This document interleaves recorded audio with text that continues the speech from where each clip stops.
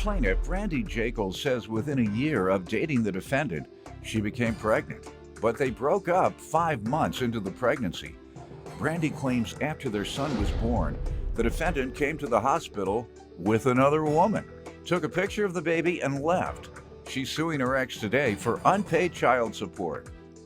Defendant Jeffrey Bach admits that he had some issues when he and Brandy first got together, but claims they reconciled after their son was born. And that's when Brandy cheated and got pregnant by another man. Jeffrey insists he has financially supported his son. All rise. This court is now in session. The Honorable Judge Greg Mathis presiding. You may now be seated. Start with you. I met Jeffrey back in '98. We dated for a while. I became pregnant within the first year of us dating. We were together up until I was about 5 months pregnant, and he just wanted to live a different lifestyle. He was more worried about partying, going out, hanging out with his friends, his family, his one cousin in particular he wanted to hang out with all the time. So we broke up then. I ended up having our son 5 weeks early due to health problems. I tried getting a hold of him so he could be there for the birth of his son, and I couldn't get a hold of him. Do you live in the same town? Same, yep. I called him. Did you know his parents or anyone? I was calling his mom's phone, and it had a privacy manager block on it, so I couldn't get through. I tried for the first. You couldn't tell a friend or a family member? Yeah, I tried. Give the number? No, I tried getting a hold of him. All right, I'm just saying one of his other relatives, perhaps. No, I didn't have anybody else's number, just his mom's number, that was it. So I tried for the first 2 days. I was in labor 3 days. I died I died when I was having my son. They brought me back. I seizured while I was having him. What was your complication? I had toxemia. Yep.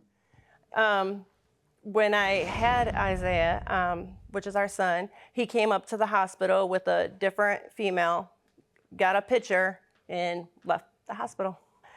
He came to the house when Isaiah was about 6 days old, spent a couple hours with him, got a couple more pictures with him. Then he disappeared again, didn't see him again for a while. Then the same thing happened when Isaiah was 2. They came to Isaiah's birthday party. We were supposed to try on working on being together, being a family, because I grew up without knowing who my real dad was. Work on being a family how? He said that if we moved into a place by ourselves, that we would work on us. So, because when he was... So instead of working on us first, right, and reconciling first, let's move in and then reconcile. Yeah, because every time we... Go backwards, but go yeah, ahead. because every time he lived with me, we lived with my mom.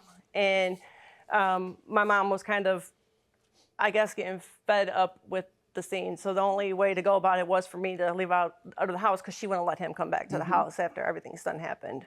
So that was when the child was 2. Then what? So we moved into this trailer. It was a nasty trailer. He used to take off with my car all the time, leave me and our son home alone, while he was out cheating, drinking, doing drugs, whatever he wanted to do. How long would he be gone? All night. Crack. Coke. Crack. Am I right or wrong? You're right. I could tell when he was doing something because he would come home one. So you know a crackhead when you see him too. I'm not the only one to know a crackhead when I see him or hear about him. You might not be. You may just have crackish ways. But I'm just saying that those are definitely crackish ways, sir. Yeah, he went as far as I took my car from him. I wouldn't let him drive the car no more. So he walked? No, he got a car himself, but when he wanted to drive that, he would have other females driving around. And the one time he pulled up in front of the house and I watched him lean in and kiss her goodbye. And I'm watching him out the window, and instead of walking home, he walked over to the neighbor's trailer. Then after she left, he came home. How long after? Probably about 20 minutes, give her enough time to get out of there. Neighbors. And then he tried to convince me that I was seeing things. I didn't see him get out of that car. Trying to convince you that you were high too. Yeah. Sir, what do you want to tell me? Give me some insight. So When Brandy and I were together, it was a good relationship. It was. And then, like she said, she got pregnant with Isaiah. He was born June 2nd. I did have a bunch of issues, back then. I've straightened around quite a bit. In 2002, I thought it was. No. Was not crack. go ahead. She said, and I know it. Go ahead. So, all right. So what was happening then? So in 2000, I was figuring right around 2002, she admitted that she had cheated on me and became pregnant. So then we split up, and at that time, shortly around that time, she took Isaiah from me for a couple of years. I never took him. You always knew where we were at. You moved to the east side of Toledo and changed your phone number. You knew every address where No, we I were did at. not. Yes, you did. But Go ahead. anyways, so then after I got back in touch with him when Isaiah was 5, then I was starting to be able to see him again and take him on the weekends and stuff like that. That's not how it happened, Your Honor. How did it happen? I'm the one that contacted his employer because my son was wanting to know who his real dad was. I left my number with them. He called me. I told him that it was time that him and Isaiah get to know each other, that Isaiah wants to know who his real father is because he was calling. All right, so why do you think he complied suddenly if you don't think he wanted to be a part of the child's life he in the did. past? Well, because he wanted a relationship between him and I, too. He hit on you? Yeah, oh yeah. When I had Isaiah, which is our son, he came up to the hospital with a different female, got a picture, and left the hospital. Plaintiff Brandy Jekyll has a 17-year-old son with the defendant, and she claims he has only made one child support payment in 17 years and is currently $63,000 behind in child support. Okay, sir, let me get back to your testimony. She says that you all caught up with each other because she tracked you down. She says the motive was for you to be back with her romantically. Wrong, because I wanted something to do with my son. Got it. Like, So he was what getting happened older. from there? And then, like I said, we would go out, and, I'd have him on the weekends. And then once he got older, he wanted to go hang out with his little buddies when he was supposed to come to the house. Age 12 or 14? I'd probably say 10 or 12 when he started hanging out with wanted to go to his buddies' houses. Yeah, I got it. Okay, and I was but okay because with after that. 14, your kids, them boys, they don't want to be bothered with you. That's where he Go started ahead. football at, and I attended That's a lot not of his true football. either with him staying anywhere because the only place Isaiah's Did ever... he come to his games, ma'am? A couple of them, yeah. All right, let's get to what you're suing about, this I'm child suing support. him for back child support. Mm-hmm. He's only made one payment in 17 years. It was in 2000, May of 2000. He made a payment of $281, and that is it. How many times did he go to jail for it? He got arrested twice for it and was supposed to pay $500 to get out of jail, and somehow he slipped out of jail without paying anything. And the second time? Same thing. And you don't know if they put a warrant on him. Okay, because that's what happens. Ladies, if you're watching and ask the prosecutor or child support agency if they would prosecute the deadbeat dad if he's significantly behind and has not paid in a long time, they will. And what will happen, they'll bring him into court, and the judge typically will give some type of alternative to the man or a woman. Well, they'll come in there with a sob story, typically. And it may be true. It may be true. Your Honor, I've tried to get a job. I haven't been able to get a job. It's been 2 years. I've been looking for a job for 2 years. Or, Your Honor, I was in jail or in the hospital. Judge might say, okay, you have 90 days to find a job and begin paying something. Once you find a job, I'll determine how much you're going to pay. But that second time, you don't have a job, whatever it is, fast food, something. Some judges might give you one more extension, but then many of them will lock you up for 30, 90 days. Hopefully you'll learn a lesson. They'll even put a bond on that saying, in order to get out, you got to pay at least $2,000, $3,000, $5,000 on the child support, or your family member does. Otherwise, you're going to stand here for another 6 months. So judges take a variety of approaches. But how much total? Because this is for 18 or 17 years. How much? $63,000. And I have a paper that shows that. $63,000. And these are the only pictures I have of him and our son together, are these 3 pictures. And here's a written statement from our son also. What does he say?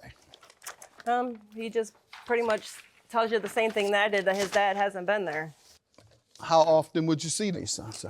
Anytime Every that my month, son, and he lived in the same town every Yep. month? Whether if I called him, he'd come over. If he called me, we'd How meet up.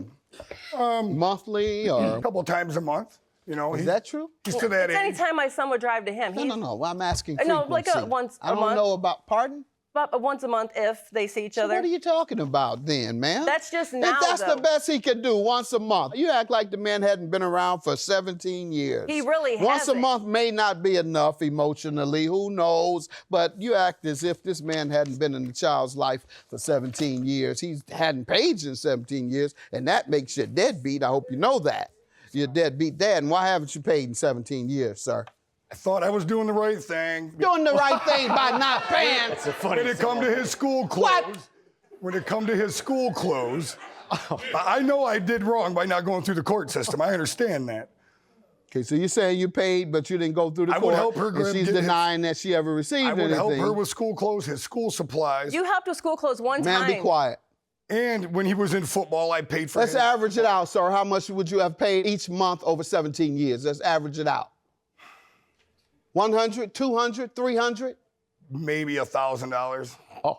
Per what? No, not per month. Maybe when he was in school, $100 a month, because I've also helped her with cash. When did you stop, you think, paying that amount on average?